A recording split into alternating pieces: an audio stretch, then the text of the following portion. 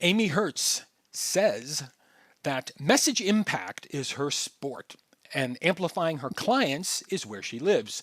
She's published lots of best selling books and had web content go viral. She's helped high profile individuals create high stakes presentations and up the ante on their speaking skills.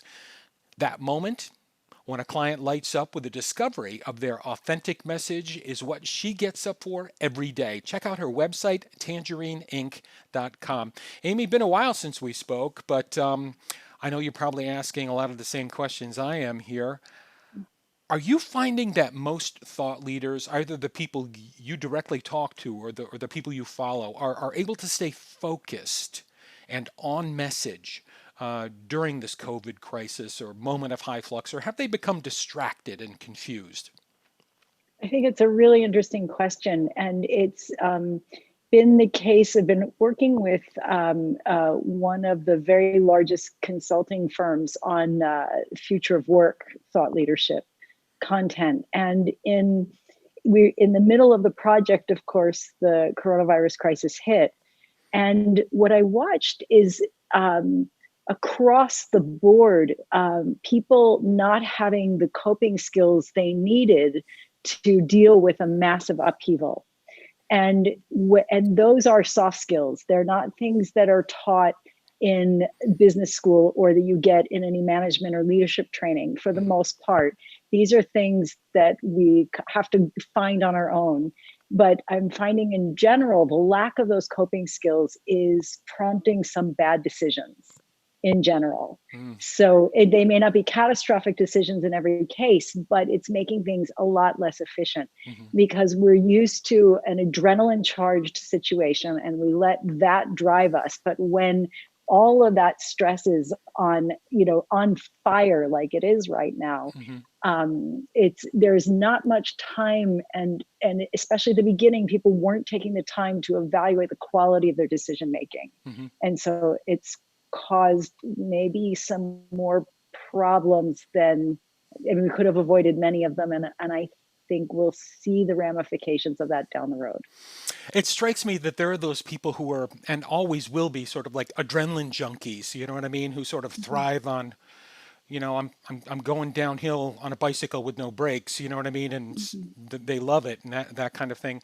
But a lot of people just aren't built for that speed or that risk, right? And but from my experience, and maybe I'm wrong, though, the people who aren't adrenaline junkies don't tend to be in leadership positions, and Hmm. so that's where the key decision making and the climate setting and the environment setting Hmm. comes from. Hmm. So whether you thrive in that environment or not, and I would argue that people may only get a boost from it for a very short period of time, Hmm. and then it's at the root of most burnout. Hmm.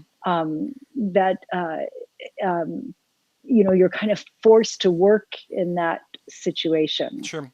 and it doesn't get the best out of anybody. No, it really doesn't. Here we are, you and I talking on screen like everybody else here. And has this heavier than normal reliance on virtual meetings and digitally enabled communication, has it been a good or a bad thing for those who need to drive results or maybe facilitate change? Well, I think that that's really an individual thing. For me, I started telecommuting in 1994, living in San Francisco and working in New York. So this is far from new for me, Hmm. and I've been using these methods for a very long time.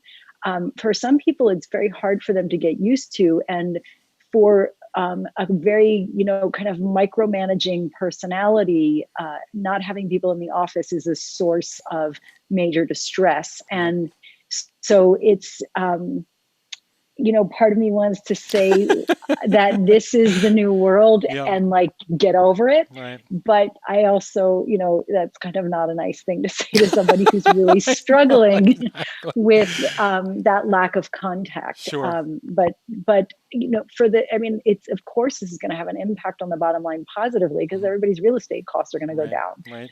And I think that's already happening. And a lot of companies before this were already starting to see this change coming, Yep. and they have hoteling situations with their working arrangements. But in terms of driving results, I think everyone I've talked to is more productive at home, Yep. Yep. assuming they're not homeschooling kids. Sure. Then all bets are off. It's a Yep. different story, and that's another thing altogether. But the and I don't mean to minimize that because it's Oh, no, no. It's enormous. huge. Yeah. Yeah, but most people are more productive at home, even in their pajamas. That's been my experience too. My final question, Amy, is a question I ask everybody, which is what lessons have we learned that we must not forget? I think the biggest one is that if you don't take care of yourself, you are absolutely no good to anybody else.